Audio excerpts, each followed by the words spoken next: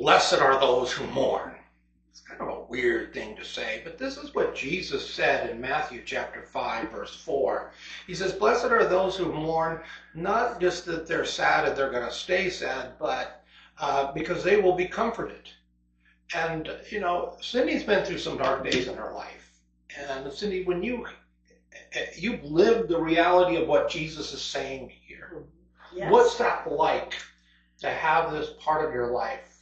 Well, this verse actually, this one we're pointing at. Yeah, this is blessed are they that mourn. It actually is and always has been encouraging to me because it says it here, so there's truth in it. But I didn't feel blessed. I mean, when I have lost people very close to me, I did not feel blessed, not at all. I felt, how could my Lord and Savior, God of the universe, all-powerful, let me hurt this badly? Did you, when you went through this mourning, did you not know, we talked to you ahead of that, I know you lost your husband in your 30s. Did you not know how bad life could hurt you until you actually felt it? Would that be accurate? If I talked to you in your 20s. Good question. I think that's true. Because what hit me was, I was sure, I never thought God was Santa Claus, you know, that he was, you know, or the grandfather, you know, who's only going to do things that their grandchild, you know, is happy with. You know, here, I can give you candy because I'm the grandma, you know, that kind of thing. But I was shocked to learn that when my first husband died very suddenly, it was like, oh, God is different from what I had thought. It really shocked me. That was a change. It shocked me. Yeah. Because you were going along with your life before your husband had died, and then all of a sudden, whoosh, and I thought there's a different God. I thought he was going to not allow anything really bad to happen to me. Send your angels to protect me. Yeah. And it was, that I didn't have it right. And I knew he was with me, and so I had to adjust my understanding of the world, that he is with me. But bad things will happen, and he'll be with me through the bad things. You just made the statement, I didn't get it right. And I heard you say before that you knew bad things could happen in your life, but God would protect you. And then I heard a statement, but I didn't get it right. Yeah. Can you say more about that? Well, you see, I really and truly knew that God loved me. In fact, I didn't know anybody in the world really loved me. I didn't feel lovable, but I knew I was lovable to God. I knew he loved me. That's something I've known. And so it was a shock to me that something that hurt me so badly as the death of a spouse and then others was something God permitted to happen. But I knew God didn't change. I knew God was still God. And here it says, blessed, you know, are the poor in spirit. Blessed are those who mourn. And so I knew that he cared and he would be with me through the trial and the struggle and the pain. You knew these passages before you went through that. Yeah. If I didn't know you back then, well, I knew you when the tragedy of losing granddaughter Lily. Yeah. What would have these passages sounded like to you at the time when you were in those darkest of your days? They still would have sounded true to me. I don't think they would sound true to everybody going through those circumstances. I don't know why I know those words are true, but I do know they're true. And so I think, okay, that means God's blessing, you know, is working or going to work in my life. I know that even though I feel like I want to die. I feel like life is too hard. It's just, you want to die. Yeah. It just hurts so much. You said you didn't know this kind of pain was out there until you were going in and facing through it. Yes. I also heard you say before that you were angry with God. Mm-hmm. And when you look at these passages and your angry days, Yeah. what have you said? I don't like this, God. Why? You're blessed are me? No, this is horrible. Where's my granddaughter? I love my granddaughter. I love my son who you lost too. Yeah. Would it be like that? What would it be like your Yeah. angry days? My angry days were quiet. I wasn't out there yelling, but I was, disappointed in God. That can be worse. That's how I was raised. I didn't have yelling and No. A lot of abuse in It's my kind of home. like, how could have you? But it was, how can you disappoint us? And that's how I treated God. He really did this. He really did this to me. I was just sad and disappointed, and why, and not why. I didn't really want to know why. I just wanted it not to be so. Not to be so. Yeah. This is disappointing, God. Yeah. I heard you say that you did this. Would you see it more as that you let it happen, or you did this, God? Can you speak to that? Well, I'm one of those people who feel that I really am in God's hands. He's got me. So it's very hard for me to see something like that happening and think God was not involved. So I can't just say he allowed it.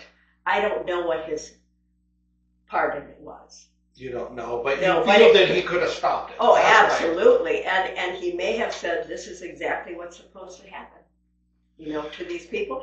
Precious in the sight of the Lord is the death of his saints. It says that in Psalms. Precious. So our death is not a tragedy to God. It's not but to us it's a tragedy. Yeah. If we lose a young child, it's tragedy. Oh, absolutely. If a mother loses a child, even an adult, it's tragic. I lost an adult son, and I thought at the beginning that I wasn't going to have very much grief. Before he knew he was going to die, and he said to me, Mom, when I go, there shouldn't be any tears, none, because I know he was ready. Sam said that. Yes, Sam just wanted to be in heaven. But Sam didn't understand, Mom, I know this is going to hurt you and make you cry. He wanted you. Yeah. There's a passage, I can't tell you where it's at, but maybe you know it. It says, don't grieve like unbelievers grieve. Yeah. I think, was that what Sam was trying to say to you? No, he just really, truly thought I shouldn't be sad when he died. You shouldn't be sad. Yeah. And I just looked at him and I said, it doesn't work that way. Oh, you said that yeah, to him? I did. And what did Sam say to you when he heard you say that? Nothing? He just said, oh, well, okay. Yeah. Because our family want us to be happy. And this is the problem with grief, is that we don't want people to be sad, but we want to fix it for them. But we can't fix it for them. Nobody can fix it. Nobody. And even Sam, who said to you before he was leaving, Mom, don't be sad and don't even cry. Yeah. Forget it, Sam. Ain't going to happen. Yeah. And I've cried many, many, many tears over Sam. But I didn't right away because I had that feeling of relief for him when he died. And I knew he was in the best place of all. He was with the Lord. And so I felt good for him for a short time. And then the grief did hit. And I've been grieving. I grieve, pretty heavily for 2.5 years. But you spoke about God releasing the grief from you. And we don't want to say to people, look, this is the way it can work. It's sad. If you want out, God will just boom, change you. Because Cindy's always telling us, around here, what I appreciate about her is that you don't go with your feelings and that voila, you're going to break right through the clouds and the sun is going to come out. It doesn't always work that way. But for you, there was that experience. Well, yeah, for that one death, my son's death, and believe me, a parent does not want to go through a child's death at any age. You just really don't want to go there. But last fall, I prayed, And I asked God to take this grief away. And I mean, how many dozens or hundreds of times had I already done that? And he did it. It just lifted right then and there. It was an instant kind of thing. And I have not felt the same ever since that one moment where he actually took it. And now I feel like I'm doing life again. I want to, it's not that, I want to live. It's, I am living, and I'm not thinking about, oh, I don't care if I die today. I'm not doing that anymore. Well, I'm hearing you say this thing, and I'm thinking of this passage here, and it says, blessed are those who mourn, for they will be comforted. And I want to say, just whoa on this. You can't force it. This is Cindy's story. Yeah, that's right. And, how God can work in your life through your worst days, and your worst period is really because it's day after day. But it says, blessed are they who mourn. Well, there? You see, I believe God is omnipotent. He can do anything. And when my granddaughter died, I actually thought he could bring her back to life. That's how much I believe God is powerful. And I still mourned for my son for years. Well, he died after your granddaughter. And, it just didn't go away. And at one point, it was the right time, and God actually took it. I don't know. I didn't have that, instant experience with any of the other people. Right. It was different with Sam. Was there a time in your darkest days where you felt that the sun will never come out again? Life will always be sad. There is no light at the end of the tunnel. And you also brought up, not to throw too many things, that God is with me, but life is not going to be happy anymore. And you did talk about, I just want to die. It hurts so much. Yeah, I have not, I've always, since these deaths started, I felt that death would be a release, and I'd be in this great place. And so, but not that, I wasn't, wanting to die. It was just that didn't seem like such a bad thing to me. Dying for you didn't seem like a bad thing. Was it the fact that you would go to a better place, or that this misery or these deep, dark feelings you were feeling would be released?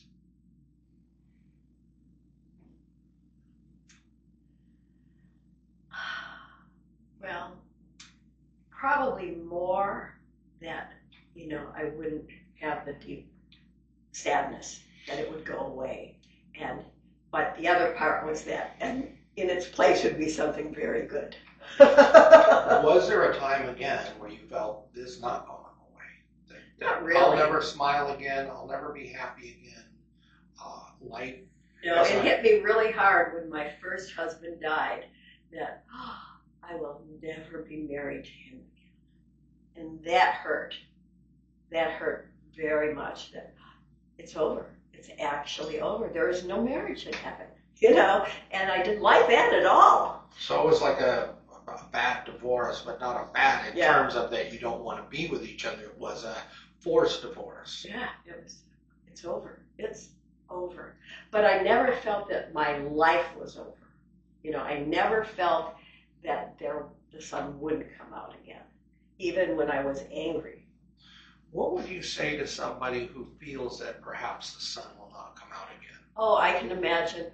Yeah. So you get it. You understand very, that? Very, very if much. If a person is saying, my life is over, yeah. I will never be happy again, I will never smile again, you get that. Even though you didn't feel it. Well, I felt close to that, and yeah. And the only reason I didn't feel completely that way is that for some reason I know that God is with me. And he says he is. He says, I will never leave you or forsake you. And that's as clear can be. But those words were with you through all of them. Yeah. He's here. He's here, and he will get me through. And I don't have to understand it. Right. What would you say to a person who believes that God has left me and that God is no longer with me? What would you say to them? It's okay that you feel that way. He hasn't left you. But your feelings are real. Your feelings, and you've also mentioned too about real feelings being mad, and that you can talk to God about your anger. Yeah. You say it with a smile on your I face. do, because I think we can't just feel guilty all the time about our feelings. God created our feelings. He created us the way we are, and somehow that's in His image. And if I'm going to pretend not to be sad or pretend not to be angry, even at God, how ridiculous is that? He already knows. He knows. And I think what's important for all of us here, and it's that we're about ready to close, is to say that Christ has come into the world to say it's over. Yeah. If we're not getting life right, if we're not getting grief right, God is saying, I will never leave you or forsake you. I will work with you. Your righteousness that we need before God is taken care of in Jesus Christ. Amen. His grace has been taken care of in Jesus Christ. And Cindy is trying to say to us that God is with us in our darkest days. Cindy, what would you like to just say to anybody out there who may be going through darkness in their life and who sees no hope? Yeah. Or they want God, or they're angry with God, they want it restored? Can you speak to that? Yes, I can. God loves you very much. He's not going to give up on you. He will be there. Someday you will feel a little bit better, and you might be able to sense his nearness to you. Yeah. I guess I would here, if I summarize it, hold on. Yeah. Hold on to the God, even though maybe you're angry with him, maybe you want to just throw it away and get mad. Hold on. And if you're not really holding on to him, he's holding on to you. And he'll be there when you're ready. He's getting ready. He hang around me enough. It's about God holding on to us. And we want to say thank you for being with us here today. And God's blessings be with you on your journey. We know life can get tough, but we have a God who will walk with us. Take care, everybody. God's peace.